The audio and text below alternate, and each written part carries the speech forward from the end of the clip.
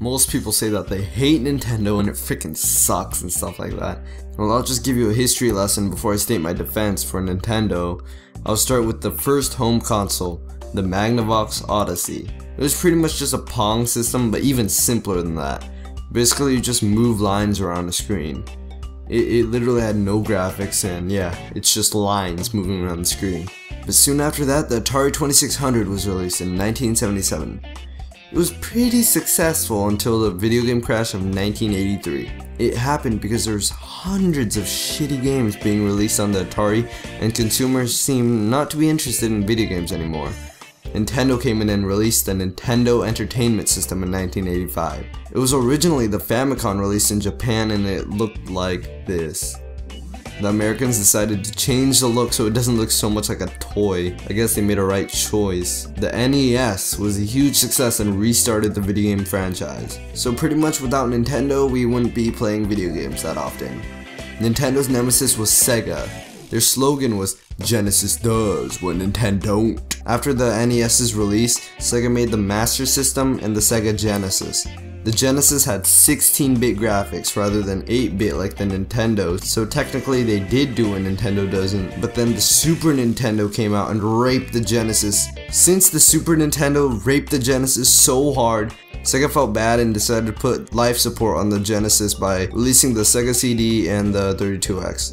Those were failures and costed more than $200, and also you need to own a Genesis just to play them. After a while, Nintendo came out with the Nintendo 64 and Sega made the Sega Saturn, which costed $400. Due to its outrageous price and bad gameplay, it miserably failed and Nintendo won again. Then the GameCube came out. Around that time, the Sega Dreamcast, the original Xbox, and the PS2 were released. Nintendo and Sega were pushed aside, and it was pretty much a battle between Xbox and PS2. The PS2 won that battle, but when the 360 and PS3 came out, Nintendo came back with the Wii. Believe it or not, the Wii beat the shit out of 360 and PS3 in sales. It broke the sales record in the US in just under 1 month. From 2006 to 2010, everyone loved it, but starting at 2010, people started to hate it. When Call of Duty started becoming popular, people loved the multiplayer action and forgot about the Wii. Just because Call of Duty wasn't so good on the Wii, people hated the Wii.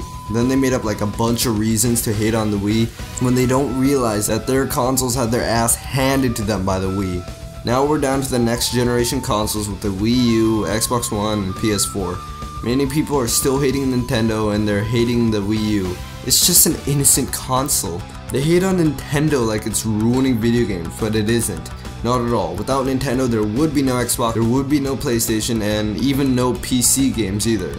Video games in general would pretty much be limited to arcades, and there wouldn't be any home video game consoles, unless if we go back and buy the Atari 2600, but I'd rather not.